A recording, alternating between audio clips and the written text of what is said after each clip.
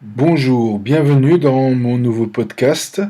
Il va être consacré au groupe Tangerine Dream. Alors, parler de ce groupe, c'est parler de la première musique New Age visible. Il est plutôt question de comprendre quel genre d'événements ont pu anticiper la venue du New Age. Pour qu'il y ait venu, il a dû se créer une base raisonnable.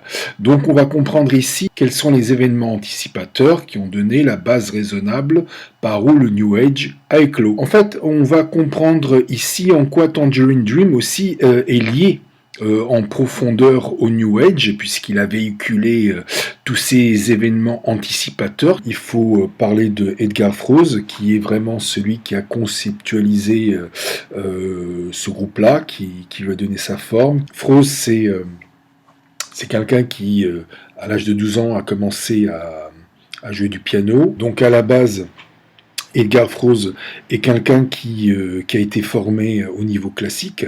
En fait, voilà, c'est ce qu'on appelle un claviériste dans sa pure acception du terme. Dans les années 60, il a rencontré Salvatore Dali, donc le surréaliste. Donc c'est une rencontre qui a été très importante pour lui. Et à partir de ce moment-là, il a formé le groupe Tangerine Dream. Donc on va maintenant parler un petit peu de leur discographie initiale et un petit peu de ce qu'ils ont véhiculé au niveau de l'époque dans laquelle ils étaient. Pour commencer, j'ai envie de dire que avant 1972, ils ont sorti quelques albums. Ils ont commencé en fin des années 60. Les trois premiers albums sont très expérimentaux et pas dans le bon sens du genre. C'était l'époque qui voulait ça, qui voulait un petit peu d'expérimentalisme, et je trouve qu'ils en ont fait un peu trop sur les premiers albums. Alors on est en 1972, en plein milieu du mouvement hippie, qui a commencé raisonnablement vers la seconde moitié de la décennie de 1960. Dans cette société, les aides sociales fonctionnent à plein. On est en quelque sorte arrivé au bout de la logique contestataire, commencée il y a quelques années. Ce qui était au début de la révolution hippie, les revendications, cette liberté sociale, ces avancées sociales que les gens demandaient, euh, on est un petit peu dans du stagnant. La réalité en elle-même n'a pas beaucoup de valeur. Ce qui est pragmatique, ce qui est très terre à terre, finalement, a perdu un petit peu de cette valeur. Et on s'aperçoit que, de toute façon, la grande réalité qui est au-dessus de celle-ci, c'est une réalité qui n'a pas d'âge, qui est là depuis que l'univers a commencé et qui contribue au façonnement, à l'évolution de cet univers. C'est ce qui est au-delà du monde de l'homme qui devient une réalité pour l'homme. Le surnaturel envahit la culture jeune. Les magazines de super-héros ou les romans de science-fiction commencent à pulluler à ce moment-là. Donc il remporte un franc succès. La rébellion, en fait, d'il y a quelques années, elle sert tout juste à dire non, voilà, et à passer outre. C'est tout ce qui est demandé. Il faut juste savoir dire oui et dire non au bon moment. Voilà. C'est une question de choix, de pertinence, de perspicacité. Euh, où on prend, où on ne prend pas. La vérité est multiple, c'est à chacun ou à chacune de défendre ce qui lui appartient de défendre. Donc on a vraiment, si vous voulez, à un certain moment, un délitement de ce mouvement hippie euh, qui va un petit peu vers la séparation. Quand nous choisissons de nous investir dans telle formation, dans tel programme, dans telle activité, évidemment, on se justifie d'abord à soi-même son propre choix. Tout ça, ça passe par l'authenticité. On y met toujours l'authenticité dessus, ce filtre-là de l'authenticité. Le progrès, il revient toujours à la nature. C'est elle qui, en dernier lieu, bénéficie toujours de l'ingénierie. Il faut à un certain moment que ce qui est complexe puisse s'adapter à ce qui est naturel.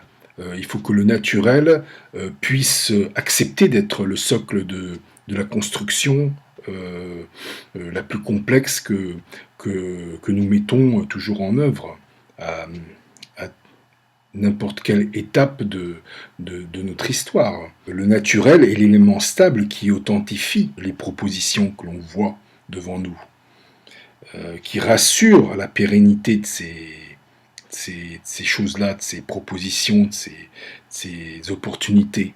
Donc cette recherche d'authenticité, c'est une façon aussi de se justifier à soi-même sa propre vie. La passion ne suffit pas, le goût ne suffit pas. On est toujours face à une fidélité envers une certaine forme de transcendance.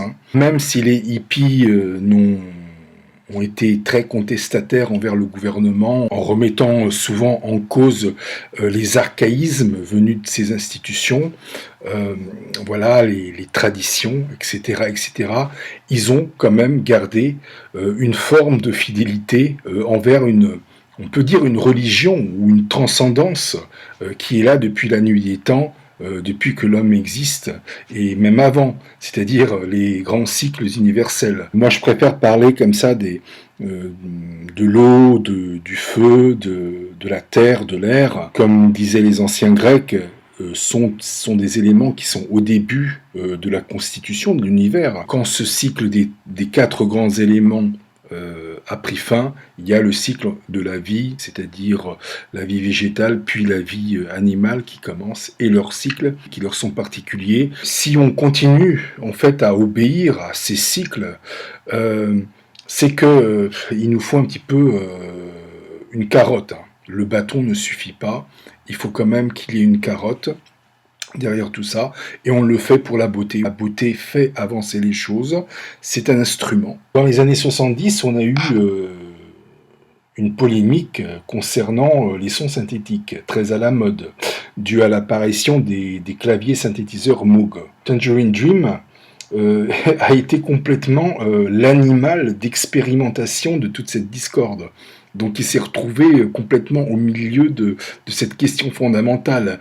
Est-ce que la musique de ces groupes-là, est-ce qu'elle est authentique ou est-ce qu'elle est artificielle? Toute cette problématique a fait que Tangerine Dream a fini sous l'étiquette New Age. Ce New Age, ça englobe beaucoup de choses. C'est quelque chose qui a été conceptualisé par Marlene Ferguson au début des années 80. Et au niveau musical, disons que Tangerine Dream, pour sortir de cette problématique d'authenticité, a fini sous cette étiquette aussi pour la distribution de ses produits. On va dire que tout ça, c'est un faux problème parce qu'en fait, un bon musicien, si vous lui donnez un synthétiseur, il sera toujours bon, il fera toujours des bonnes choses avec le synthétiseur. Un mauvais musicien, il fera pareil, c'est-à-dire il fera de la mauvaise musique, même si vous lui mettez un synthétiseur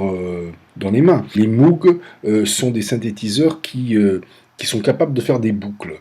Donc en fait, d'abattre du travail, de permettre qu'il y ait un certain abattage de travail qui est fait, mais tout ça, évidemment, un bon musicien sait en tirer profit. On va passer maintenant à les discographies essentielles de Tangerine Dream. Les meilleurs albums ont été faits de 72 à 74, c'est Zeit, Athem et Phèdra.